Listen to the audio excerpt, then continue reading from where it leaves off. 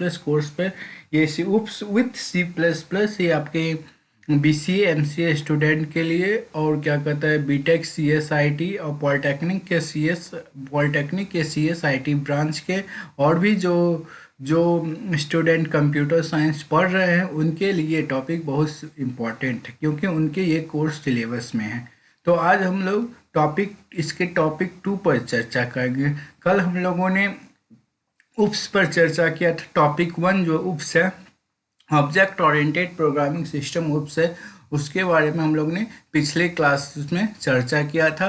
आज हम लोग टॉपिक 2 पर चर्चा करेंगे जो कि हम लोग का beginning with C plus plus, यानी सी प्लस प्लस से हम लोग स्टार्ट करें। बिगनिंग सी प्लस प्लस से हम लोग कैसे स्टार्ट करेंगे। तो आज ये हम लोग का video tutorial C plus plus का चल रहा है, इसलिए beginning with C plus plus से स्टार्ट कर आज से हम लोग का सी प्लस प्लस स्टार्ट हो रहा है। ठीक है, तो पहला चीज़ है आज का एजेंडा। आज के एजेंडा में हम लोग क्या क्या पढ़ेंगे इस कोर्स में, इस वीडियो ट्यूटोरियल में हम लोग क्या क्या जानेंगे इस बारे में हम लोग देखें आज।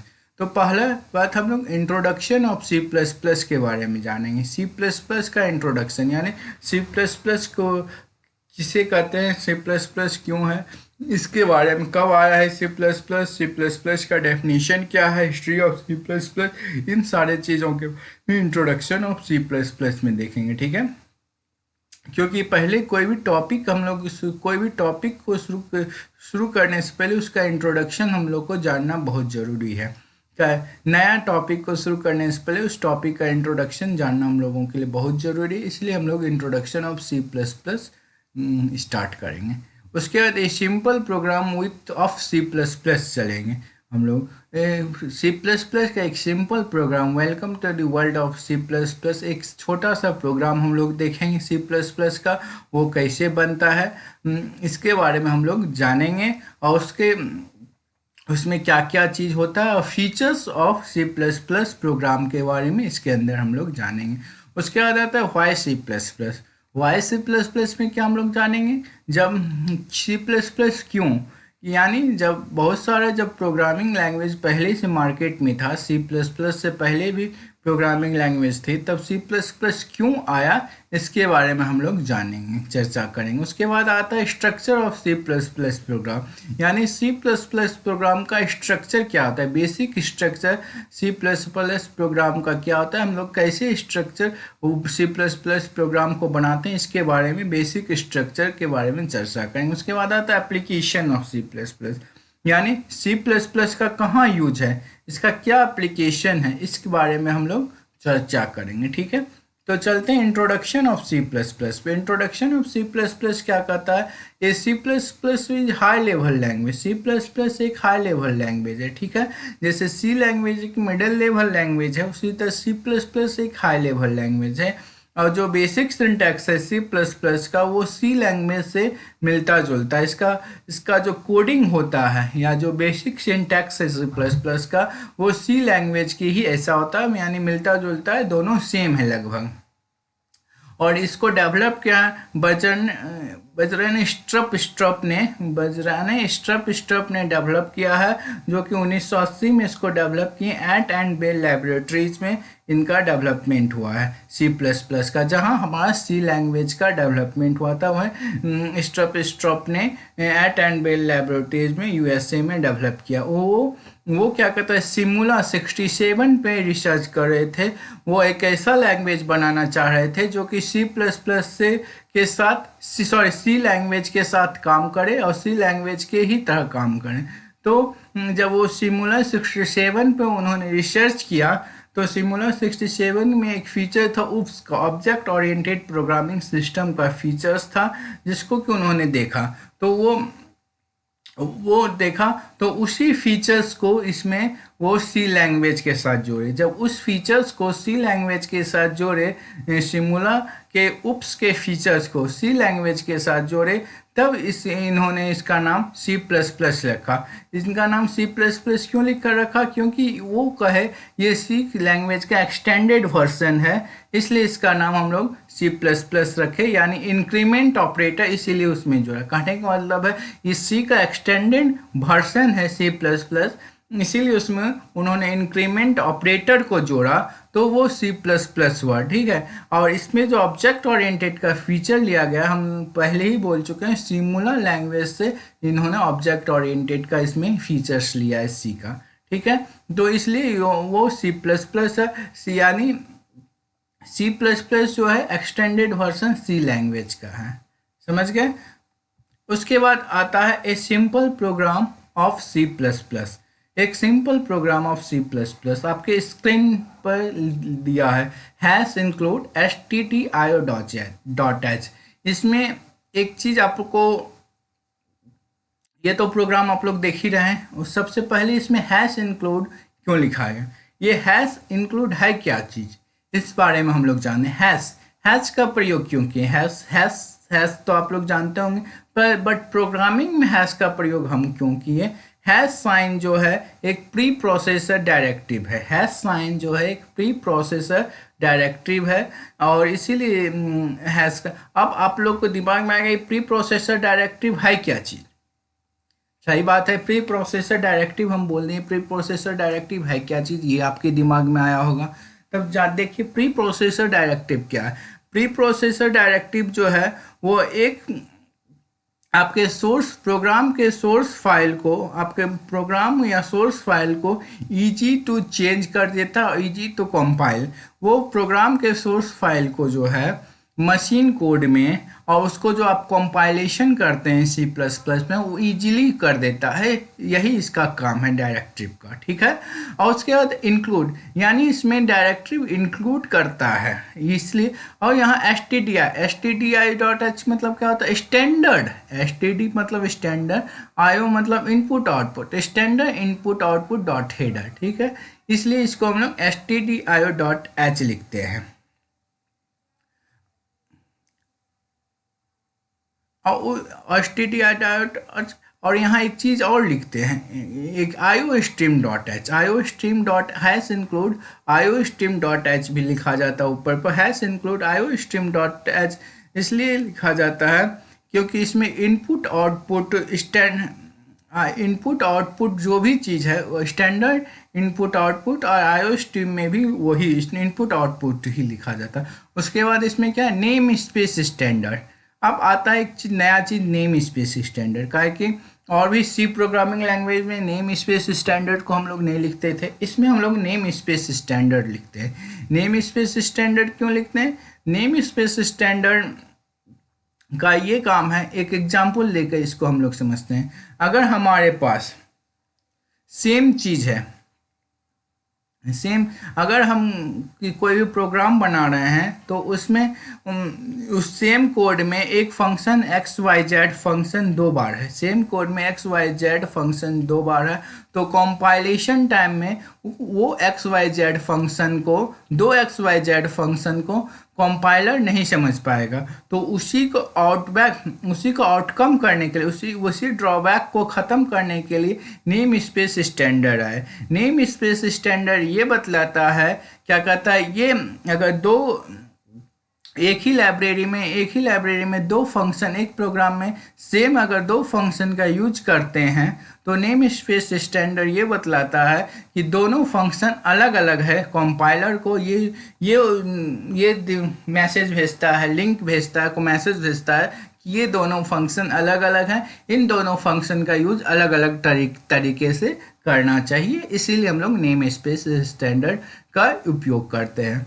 एक है उसके बाद इंट मेन फंक्शन आपका है, int main function, int standard for integer, और मेन फंक्शन, किसी भी प्रोग्राम में मेन फंक्शन जरूरी होता है, ये तो जानते होंगे, क्योंकि अगर मेन फंक्शन नहीं होगा तब वो काम नहीं करे। किसी भी प्रोग्राम में सिर्फ एक ही मेन फंक्शन होगा, क्योंकि आप लोग के फैमिली में भी कोई एक ही मेन गार्जियन रहेंगे। अगर 2 मेन गार्जियन रहेंगे तो दोनों का डिसीजन अलग अलग हो जाएगा, फिर वो घर अच्छे से नहीं चलेगा। उसी तरह एक प्रोग्राम में अगर 2 मेन फंक्शन अगर हम लोग लिखते हैं तो दोनों का डिसीजन अलग अलग होगा, तो वो प्रोग्राम रन करने में नहीं बनेगा। इसलिए एक प्रोग्राम एक मेन फंक्शन लिखते हैं। Int main integer, int for integer, int main लिखते हैं इंटीजर्स के लिए, ठीक है।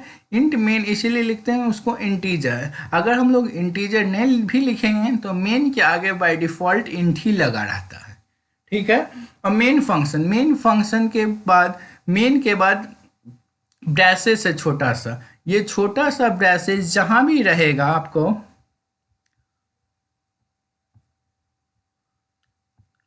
ये छोटा सा ब्रैसेस जो है,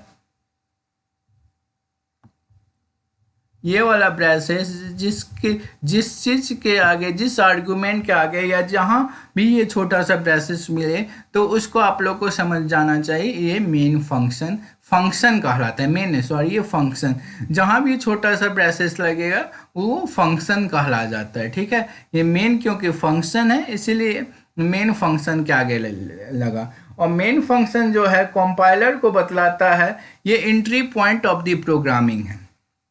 कोई प्रोग्राम का एंट्री पॉइंट होता है, आपके घर का कोई एंट्री पॉइंट होगा, कोई प्रोग्राम का एक एंट्री पॉइंट होता है, उसी तरह मेन फंक्शन आपका entry point of the program कहलाता है कंप्यूटर में। ये जो है यहाँ से कंपाइलर को ये मेन फंक्शन देता है कि हमारे यहाँ से ये प्रोग्राम बिगेन होता है, यहाँ से ये प्रोग्राम शुरू हुआ है और ये प्रोग्राम एक्सेस यहाँ से हुआ है, यही कमांड लाइन कंपाइलर को भेजता है। और एक्सक्यूशन में यही मेन फंक्शन से एक्सक्यूट, कंपाइलर यही मेन फंक्शन से सारा चीज लेता है, यहीं से एक्सक्यूट होता है आपका, ठीक है। ठीक है, और यही जो है टर्मिनेट करता है, मेन फंक्शन ही टर्मिनेट करता है, यहाँ जाओ वहाँ जाओ, इधर जाओ उधर जाओ, मेन फंक्शन ही डिसीजन करता है कि इसके बाद किस लाइन को देखना है, इसके बाद किस लाइन को टर्मिनेट करना है, ये मेन फंक्शन का ही डिसीजन रहता है, ठीक है। यानी मेन फंक्शन आपके प्रोग्राम का एंट्री पॉइंट हुआ और मेन फंक्शन आपके प्रोग्राम का सबसे मेन और इम्पॉर्टेंट आर्गुमेंट या डिसीजन टेकर भी है। आपके इन कंप्यूटर लैंग्वेज में मेन फंक्शन को entry point of any programming language कहता है। सारे प्रोग्रामिंग लैंग्वेज में मेन फंक्शन का यूज होता ही होता है, ठीक है। अब आता है कर्ली ब्रेसेस, ये कर्ली ब्रेसेस, उसके बाद आता है ये वाला कर्ली ब्रेसेस। ये कर्ली ब्रेसेस का हम लोग क्यों यूज करते हैं, ये सेम कर्ली ब्रेसेस सी प्रोग्रामिंग में भी यूज होता है और यही कर्ली ब्रेसेस आपका इसमें भी यूज होता है, C++ या और भी प्रोग्रामिंग लैंग्वेज में भी यूज होता है ये कर्ली ब्रेसेस। ये कर्ली ब्रेसेस को ओपन, किसी प्रोग्राम को ओपन या क्लोज करने के लिए इस कर्ली ब्रेसेस का हम लोग यूज करते हैं।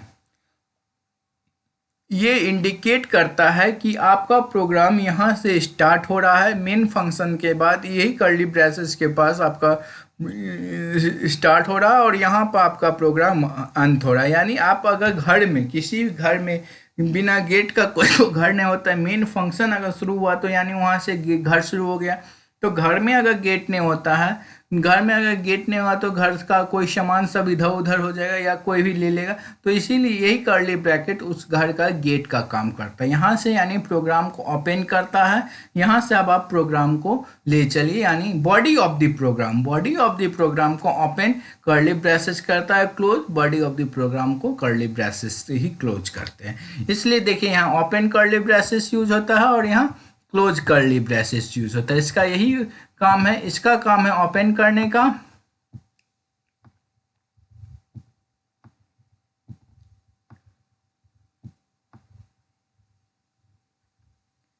प्रोग्राम को ओपन करने का इसका काम है और इसका काम है क्लोज करने का। प्रोग्राम को आपको क्लोज यही कर्ली ब्रेसेस करता है, ठीक है। उसके बाद सी आउट, सी आउट क्या होता है, कंसोल आउटपुट, ठीक है। सी आउट मतलब जैसे हम लोग सी लैंग्वेज में प्रिंट एफ लिखते थे प्रिंट करने के लिए, उसी तरह हम लोग यहाँ सी आउट लिखते हैं आपको आउटपुट देने के लिए, प्रोग्राम का आउटपुट देने के लिए हम लोग सी आउट लिखते हैं। सी आउट, सी आउट के आगे एक सिंबल है, उस सिंबल को क्या कहते हैं हम लोग, इंसर्शन सिंबल करते हैं, ठीक है। इंसर्शन सिंबल का अर्थ क्या है, ये इंसर्शन सिंबल जो है C++ का न्यू फीचर्स है, ठीक है। ये सिर्फ सी प्लस प्लस में, सी प्लस प्लस का न्यू फीचर है। सी लैंग्वेज या अदर इसके पहले अदर किसी लैंग्वेज में ये इंसर्शन ऑपरेटर का यूज नहीं किया गया। ये सिर्फ सी प्लस प्लस में इंसर्शन ऑपरेटर का यूज किया जा रहा है। इसका मतलब क्या होता है कि आप आउटपुट, ये जो है डायरेक्ट मॉनिटर को आउटपुट देता है। इंसर्शन ऑपरेटर का जो है ये स्टैंडर्ड आउटपुट स्ट्रीम कहलाता है, और ये जो है ऑब्जेक्ट, वेरिएबल और ऑब्जेक्ट के बीच का काम करता है, और ये डायरेक्ट आउटपुट मॉनिटर को जाकर आउटपुट देता है। यही इसी की मदद से मॉनिटर पे आउटपुट आपका दिखता है।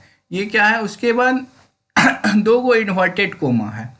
जब भी हम लोग कोई भी प्रोग्रामिंग का आउटपुट देते हैं, कोई भी प्रोग्राम में, हम जावा में, सी प्लस प्लस में, सी लैंग्वेज में या और किसी भी प्रोग्रामिंग में अगर हम लोग को आउटपुट देना हो तो हम लोग ये इन्वर्टेड कोमा का यूज करते हैं। इन्वर्टेड कोमा का यूज करने के बाद ही वो आउटपुट दिखता है। अगर हम इन्वर्टेड कोमा का यूज नहीं करेंगे तो आउटपुट नहीं दिखेगा। अब बोलिएगा हम इन्वर्टेड कोमा का क्यों यूज करते हैं, तो इसको आउटपुट देखने का। अगर यूज नहीं करें, ये एक ग्रामेटिकल है। जैसे सारे प्रोग्रामिंग लैंग्वेज का एक ग्रामर होता है, उसी तरह जैसे सारा लैंग्वेज का एक ग्रामर होता है, उसी तरह प्रोग्रामिंग लैंग्वेज का भी एक ग्रामर है। ठीक है, तो यहाँ हम लोग देंगे ही देंगे, अगर नहीं देंगे तो ये रन नहीं करेगा। ठीक है, तो इसीलिए इसको हम लोग देते हैं।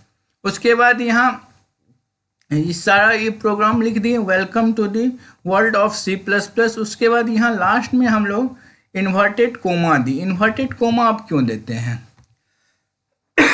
इन्वर्टेड कोमा प्रोग्राम को वहीं रोकने के लिए देते हैं। अब बोलिए इसको नहीं देंगे तो क्या होगा? इसको नहीं देंगे तो प्रोग्राम रन नहीं करेगा, प्रोग्राम एरर दे देगा।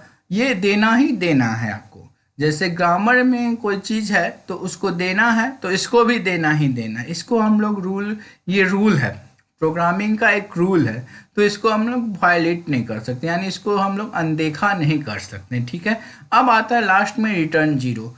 क्योंकि मेन है, इंट मेन है, ये हमेशा रिटर्न जीरो ही करेगा। इंटीजर मेन है तो ये रिटर्न जीरो ही करेगा, यही है इसका, कुछ नहीं कुछ ये रिटर्न करेगा, इसलिए जीरो रिटर्न करता है इंटीजर मेन। ठीक है, इसलिए हम लोग यहाँ रिटर्न जीरो लिखते हैं। अब आता है why C plus plus. C plus plus आखिर क्यों? जब इतना बड़ा प्रोग्रामिंग लैंग्वेज सी लैंग्वेज था या और भी प्रोग्रामिंग लैंग्वेज था ही, तो सी प्लस प्लस का क्या ज़रूरत है? तो देखिए, सी प्लस प्लस एक पावरफुल लैंग्वेज है। ठीक है, सी प्लस प्लस एक पावरफुल लैंग्वेज, यानी आजकल जितना भी प्रोग्रामिंग सिस्टम है सारा लगभग सी प्लस प्लस पे ही डिजाइन किया गया। आपका जो ऑपरेटिंग सिस्टम है, ओएस, विंडोज का ओएस जो बनता है या किसी और का भी जो लाइनेक्स हुआ, यूनिक्स हुआ, उसका जो बैकग्राउंड प्रोग्रामिंग होता है वो सी प्लस प्लस पे ही होता है। ठीक है, आपका Apple OS, Apple mobile phone का नाम सुने होंगे, या एप्पल का जो कंप्यूटर के लिए ओएस आता है, एप्पल का आईओएस से एंड्रॉयड के लिए जो ओएस आता है, जो भी एप्पल का जो ओएस, एप्पल ओएस और एप्पल का जो ऑपरेटिंग सिस्टम है, उसका बैकग्राउंड भी सी प्लस प्लस पे ही डिजाइन किया गया है। ठीक है, ये जो है कंप्यूटर के रिसोर्स को ही यूज करता है, और इसको और सी प्लस प्लस पे बहुत सारा गेम डेवलप होता है। सी लैंग्वेज पे जैसे गेम डेवलप नहीं होता है, इस पर बहुत सारा वीडियो गेम्स और ग्रेटेस्ट सिस्टम, आपका जो बहुत सारा अच्छा जो वीडियो गेम है वो सारा सी प्लस प्लस प्रोग्रामिंग पर ही डेवलप्ड है। जैसे नाम नहीं याद आ रहा है अभी, क्या और वीडियो गेम्स का है जो वो बहुत आजकल चल, जैसे 3 पत्ती हुआ वीडियो गेम, या लूडो हुआ, या स्नेक्स हुआ, या लैट्रस हुआ, ये या रनिंग का वीडियो गेम है, या जो आपको और भी जितना सारा भी वीडियो गेम्स है, सारा वीडियो गेम्स आपका सी प्लस प्लस पे ही डेवलप्ड है, जो कि आप लोग अच्छे से खेलते हैं। और सी प्लस प्लस जो है डायनेमिकली टाइप्ड लैंग्वेज है, और इसलिए ये एक्सक्यूट होने से पहले इसको चेक किया जाता है। इसका जो एक्सक्यूशन है, एक्सक्यूशन से पहले इसको प्रोग्राम को चेक करेगा, और इसमें जो है बहुत सारा ऐप बनता है और लिटिल रिसोर्सेज, बहुत कम रिसोर्स में सबसे बड़ी बात है सी प्लस प्लस काम करता है। और सबसे ये बड़ी बात है C plus plus object oriented programming system को सपोर्ट करता है। सी प्लस प्लस जो है आपके ऑब्जेक्ट ओरिएंटेड प्रोग्रामिंग सिस्टम को सपोर्ट करता है, इसलिए सी प्लस प्लस लैंग्वेज आया है। और भी सी लैंग्वेज जो है आपका ऑब्जेक्ट ओरिएंटेड प्रोग्रामिंग सिस्टम को सपोर्ट नहीं करता था, इसलिए वो ज़्यादा दिन नहीं चला, इसलिए सी प्लस प्लस को लाया गया, क्योंकि ये C plus plus object oriented programming system को सपोर्ट करता है। बट ये है नहीं, C plus plus is not a fully object oriented programming language. C plus plus fully object oriented programming language को सी प्लस प्लस को आप लोग नहीं कह सकते हैं, क्योंकि ये सिर्फ सपोर्ट करता है ऑब्जेक्ट ओरिएंटेड प्रोग्रामिंग सिस्टम को। और सी प्लस प्लस प्रोग्रामिंग में सबसे बड़ी ये बात है कि इसको हम लोग दोनों टाइप से बनाते हैं, विदाउट क्लास भी इसके प्रोग्राम को बनाते हैं और विथ क्लास भी इसके प्रोग्राम को बनाते हैं, सी प्लस प्लस के प्रोग्राम को। अब आता है structure of C plus plus program. C plus plus program का स्ट्रक्चर क्या है? किसी भी प्रोग्राम, कोई भी प्रोग्राम जो इंस्ट्रक्शन और स्टेटमेंट के सीक्वेंस पे आता है, इंस्ट्रक्शन कैसे लिखा जाए और स्टेटमेंट कैसे लिखा जाए, इसी का सीक्वेंशली फॉर्म में ही हम लोग कोई भी प्रोग्राम को डेवलप करते हैं। ठीक है, सी प्लस प्लस प्रोग्राम को उसी तरह सी प्लस प्लस प्रोग्राम उसी तरह 4 सेक्शन में डिवाइडेड है। पहला सेक्शन है हेडर फाइल। हेडर फाइल में हम लोग क्या लिखते हैं, हैश इंक्लूड stdio.h या हैश इंक्लूड iostream.h हम लोग हेडर फाइल में ऊपर लिखते हैं। उसके बाद क्या है, मेंबर, उसके बाद हेडर, उसके बाद है क्लास डेफिनेशन, उसके बाद क्लास को डिक्लेयर करते हैं। क्या क्लास को डिक्लेयर, क्लास मतलब उसके बॉडी ऑफ द प्रोग्राम को डिक्लेयर करते हैं। उसके बाद इसमें मेंबर फंक्शन को डालते हैं। मेंबर फंक्शन क्या क्या हो गया, जैसे हम लोग मेंबर फंक्शन सी इन हो गया, सी आउट हो गया, या इंट ए बी सी, या जो भी इंटीजर्स को हम लोग लेते हैं वही मेंबर फंक्शन इसका हो गया। ठीक है, और सबसे अंत में हम लोग main function of the program को इसमें हम लोग डिक्लेयर करते हैं, क्योंकि मेन फंक्शन अगर हम लोग डिक्लेयर नहीं करेंगे तो वो प्रोग्राम बनेगा ही नहीं। ठीक है, और ये simple C plus plus program जो है without class, comment, header, namespace, main function और इनपुट आउटपुट स्टेटमेंट के मदद से हम लोग बना सकते हैं। विदाउट क्लास हम बोले थे, एक क्लास के थ्रू भी बना सकते हैं, एक विदाउट क्लास के भी बना सकते हैं। सी प्लस प्लस में एक बहुत ज़बरदस्त ये फीचर्स है कि ये कंसोल एप्लीकेशन में भी ये बन सकता है, और GUI ग्राफिक यूज़र इंटरफेस के एप्लीकेशन में भी ये काम करता है। यानी दोनों फीचर्स में ये अच्छे से काम करता है, इसमें कोई दिक्कत नहीं। आपका यहाँ तक कि जो वेबसाइट्स बनते हैं उसका भी जो बहुत सारा बैकग्राउंड कोडिंग है, वो सारा कोडिंग सी प्लस प्लस में ही किया जाता है। अब आता है एप्लीकेशन ऑफ प्रोग्राम में, application of C plus plus program. Application of C plus plus program में क्या है, ऑपरेटिंग सिस्टम। हम बोले थे ऑपरेटिंग सिस्टम को डेवलप किया जाता है सी प्लस प्लस प्रोग्राम से। अब वो ऑपरेटिंग सिस्टम को डेवलप किया जाएगा सी प्लस प्लस प्रोग्राम से। ऑपरेटिंग सिस्टम का जो बैकग्राउंड प्रोग्रामिंग हुआ, ऑपरेटिंग सिस्टम तो अपने आप बनेगा नहीं, उसमें भी प्रोग्राम किया जाता है, सही बात। तो ऑपरेटिंग सिस्टम का जो बैकग्राउंड प्रोग्रामिंग किया जाता है वो सी प्लस प्लस पे ही बेस्ड रहता है, उसका बैकग्राउंड प्रोग्रामिंग। ठीक है, उसके बाद इसलिए जब भी कोई भी ऑपरेटिंग सिस्टम विंडोज़ का आता है, विंडोज़ का कोई भी ऑपरेटिंग सिस्टम जब आप खोलिएगा तो उसका एक कंसोल कमांड प्रॉम्प्ट जब इंस्टॉल कीजिए, विंडोज़ का कोई ऑपरेटिंग सिस्टम जब आप लोग इंस्टॉल करते होंगे तो देखते होंगे कमांड प्रॉम्प्ट आता है तुरंत चला जाता है, कमांड प्रॉम्प्ट आता है तुरंत चला जाता है। ऐसा क्यों होता है, क्योंकि वो सी प्लस प्लस पे ही डेवलप किया गया, इसीलिए वो ऐसा होता है। उसके बाद ब्राउज़र मतलब क्या हुआ, जो नेट, जैसे इंटरनेट हम लोग ब्राउजिंग करते हैं, ब्राउज़र इंटरनेट एक्सप्लोरर हुआ, गूगल क्रोम हुआ, और भी बहुत सारा ब्राउज़र है, मोजिला फायरफॉक्स हुआ, ये सारा ब्राउज़र है। जितने भी ब्राउज़र हैं उनका भी background programming C plus plus में ही किया गया है, क्योंकि आप लोग देखते होंगे जब ब्राउज़र को भी इंस्टॉल करते होंगे तो कमांड प्रॉम्प्ट आता है, हो जाता है, तुरंत आके चला जाता है, यानी वो सी प्लस प्लस में ही बना हुआ। बैंकिंग एप्लीकेशन यानी बैंकिंग का जो ट्रांजैक्शन होता है, बैंकिंग में जो ट्रांजैक्शन होता है वो भी तो सॉफ्टवेयर पे ही होता है। बैंक में जो ट्रांजैक्शन करता है वो भी तो सॉफ्टवेयर पे ही करता है बैंकिंग का ट्रांजैक्शन। वो सारा जो ट्रांजैक्शन होता है वो भी सी प्लस प्लस पे ही बना रहता है बैंकिंग का, बैंकिंग एप्लीकेशन। उसका क्लाउड डिस्ट्रीब्यूटेड सिस्टम। आजकल क्लाउड कंप्यूटिंग या क्लाउड डिस्ट्रीब्यूटेड सिस्टम का बहुत चलन है। यानी जो भी चीज़ हम लोग सेव करें सीधे क्लाउड में जाके सेव करें। ऐसा क्यों होता है? क्योंकि क्लाउड कंप्यूटिंग लिहाज से, सेविंग के लिहाज से और सिक्योरिटी के लिहाज से बहुत बेस्ट ऑप्शन है क्लाउड कंप्यूटिंग। क्योंकि हम लोग अपना जितना भी चीज़ है, अपना जितना भी डाटा है, अगर वो क्लाउड में सेव करें तो हम लोग कहीं भी उसको खोल सकते हैं। किसी भी कंप्यूटर पे हम लोग उसको खोल के देख सकते हैं। हम लोग को वो ले जाने का, जैसे पेन ड्राइव, अभी हम लोग कोई भी चीज़ पेन ड्राइव में या सी डी कैसेट्स या किसी चीज़ में भी हम लोग उसको लेते हैं उस डाटा को, तब हम लोग कहीं ले जाकर उसका प्रेजेंटेशन करते हैं। ठीक है, ऐसा नहीं। क्लाउड डिस्ट्रीब्यूटेड सिस्टम आने से एक चीज़ ये फ़ायदा हुआ है यूजर्स को, क्या कहता है, इसमें जितना भी चीज़ है, जो भी डाटा है, आप वो डाटा को आप उसमें डाल सकते हैं। बहुत सारा कंपनी आपको क्लाउड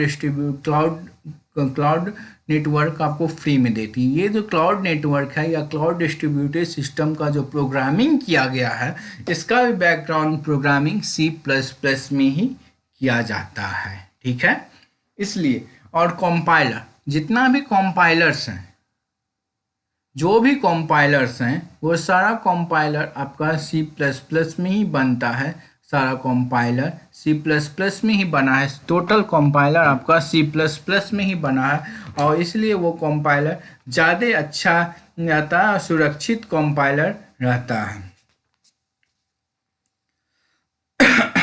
अब कंपाइलर का जो बैकग्राउंड प्रोग्रामिंग है वो सारा सी प्लस प्लस में ही बनता है। अब क्या, इन short C plus plus security levels के माध्यम से इस पे बहुत अच्छा प्रोग्रामिंग लैंग्वेज है सी प्लस प्लस। अब इसका हम लोग अब कुछ प्रोग्रामिंग देखते हैं। इसमें हम लोग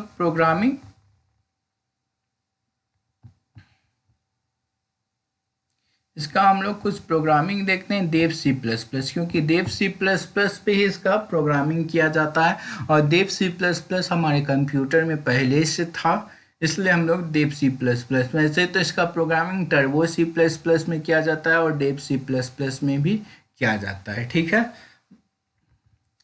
एक बात,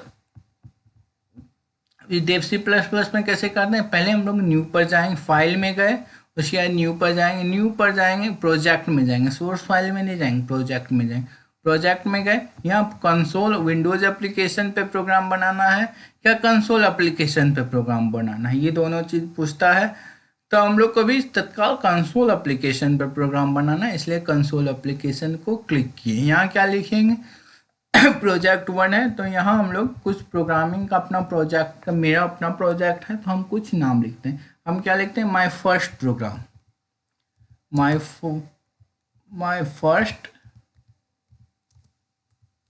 सी प्लस प्लस प्रोग्राम। ठीक है, my first C plus plus program को हम लोग लिखे, यहाँ ओके कर देते हैं। ठीक है,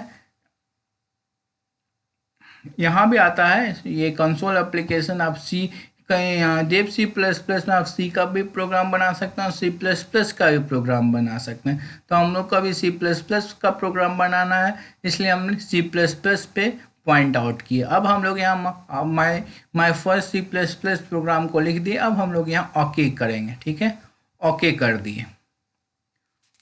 दिए, तो my first C plus plus program यहाँ सेव हो जाएगा। सेव कर दिए।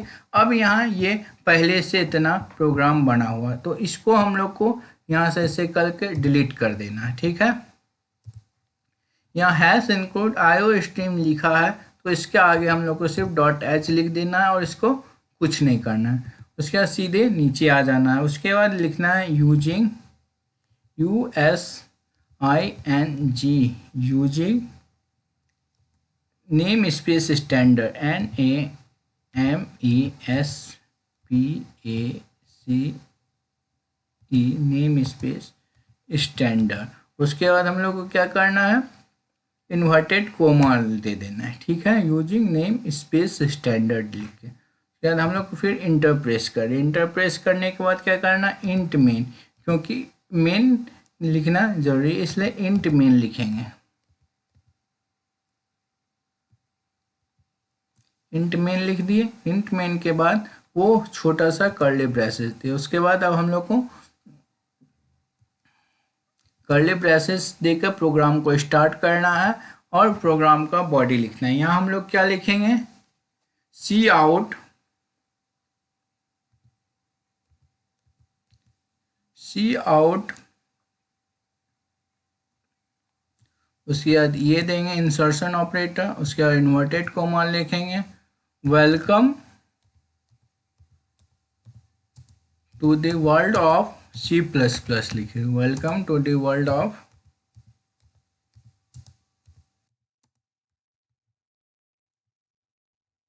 एक बात यहाँ बोलना चाह रहे हैं हम, welcome to the world of C plus plus जो लिखे हैं, या आप सी आउट में अपने मन से कुछ भी लिख सकते हैं, अपना नाम भी लिख सकते हैं, कोई चीज़ और भी लिख सकते हैं, welcome to C plus plus, hello world, या कुछ और भी इसमें आप लोग सी आउट में लिख सकते हैं। जो भी आप लिखिएगा वही वहाँ प्रिंट करेगा, ठीक है। उसके बाद हम लोग इसमें स्लैश एन दिए, उसके बाद हम लोग इसमें स्लैश एन दे देते हैं, स्लैश एन दे दिए। उसके बाद हम लोग इसको बंद कर देते हैं, ठीक है। उसके बाद लास्ट में हम लोग रिटर्न 0 लिखते हैं, RETUR एंड रिटर्न 0 लिख के इसको भी हम लोग बंद कर दें। ये आपका C++ का प्रोग्राम, पहला प्रोग्राम बन गया है। अब इसको हम लोग यहाँ रन करवाते हैं। यहाँ से हम लोग पहले इसको कंपाइल डिबग करवाएंगे, डिबगिंग करवाएंगे। ये डिबगिंग देखेगा, ये प्रोग्राम कंपाइलर देखेगा ये प्रोग्राम सही लिखा है क्या नहीं लिखा है, डिबग करने के बाद कंपाइल करेगा, उसके बाद ये हम लोग रन करवाएंगे। देखिए you have not enable debugging यानी हम इसको डिबग नहीं करवाए हैं, इसलिए डिबग करेगा पहले, ठीक है। डिबग किया तो ये C++ प्रोग्राम को सेव करने बोल रहा है, कहाँ पे, सी ड्राइव में C++ प्रोग्राम सेव होगा मेन के नाम पर, ठीक है, main.c, यानी ये प्रोग्राम सही है इसीलिए वो सेव कर रहा है। सेव हो गया। यहाँ main.cpp ऑलरेडी एग्जिस्ट है, पहले से हम प्रोग्राम एक बनाए थे इसलिए एग्जिस्ट है, तो इसको कह रहा है रिप्लेस करने के लिए, तो हम लोग रिप्लेस कर दिए। तो ये आपका कंपाइलेशन सही है, कंपाइलेशन सही नहीं, यहाँ एक चीज़ गलत है आपका,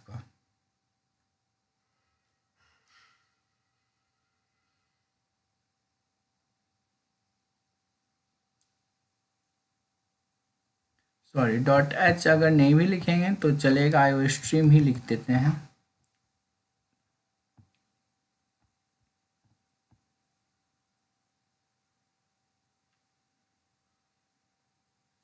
फिर एक गलत है सी आउट,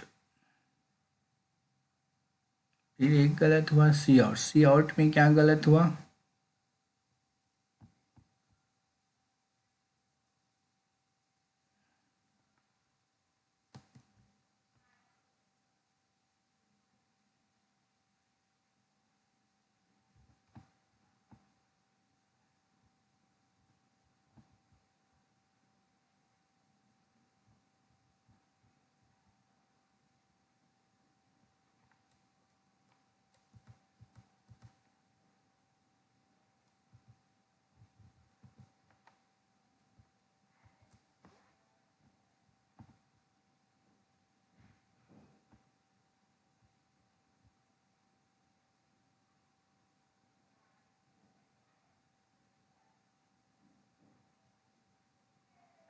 अब ये प्रोग्राम आपका सही है। इसमें क्या गलत है, हम क्या किए थे, स्लैश एन को इन्वर्टेड कोमा के हम बाहर लिख दिए थे, इसीलिए सी आउट में आपको एरर दे रहा था। हम इसलिए लिखे थे कि आप लोग को दिखलाने के लिए एरर ये कौन सा एरर देता है, इसलिए हम लोग लिखे थे, और लास्ट में रिटर्न 0। अब इसको हम लोग को रन कराना, रन करवाएंगे तो लिखा जाएगा welcome to the world of C++, यहाँ लिखा जाएगा। तो चलिए यहाँ एक्सक्यूट में क्लिक करते हैं। एक्सक्यूट में क्लिक करने का रन का F10 ऑप्शन है, F10 को प्रेस करके भी डायरेक्ट आप लोग रन करवा सकते हैं। देखिए welcome to the world of C plus plus, यहाँ लिखा गया ना welcome to the world of C plus plus. ये प्रोग्राम आपका बन गया सी प्लस प्लस का और इसमें लिखा गया welcome to the world of C plus plus. ठीक है, ये एक प्रोग्राम हो गया। अब हम नेक्स्ट प्रोग्राम इसमें एक चीज़ और सी आउट से तो हम